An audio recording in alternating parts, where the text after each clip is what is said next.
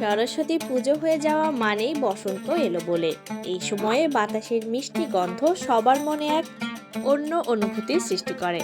ইন্ডাস্ট্রির অন্দরের গুঞ্জন সময়ের খানিকটা আগেই বসন্ত উকি দিচ্ছে লক্ষ্মীর ঝাঁপি ধারাবাহিকের সেটে।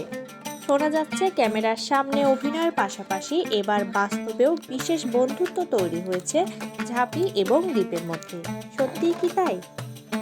ইন্ডাস্ট্রির অন্দরের ফিসফাস অভিনেত্রী শুভস্মিতা মুখোপাধ্যায় এবং অভিনেতা সৌরভ চক্রবর্তীর মধ্যে বাস্তবেও বন্ধুত্ব গভীর হয়েছে। সরস্বতী পুজোয় বেশ কিছু ছবি দেখা গেছে তাদের, যেখানে দেখা গেছে নায়কের বাহুলগ্না নায়িকা, আবার সৌরভের গাড়িতে করেই নায়িকাকে আসতে দেখা গেল পুজোর অনুষ্ঠানে। তাহলে কি সত্যিই সম্পর্কে জড়িয়েছেন তারা? এই প্রসঙ্গে ভারতীয় সংবাদ মাধ্যমের তরফ থেকে যোগাযোগ করা হয়েছিল নায়কের সঙ্গে।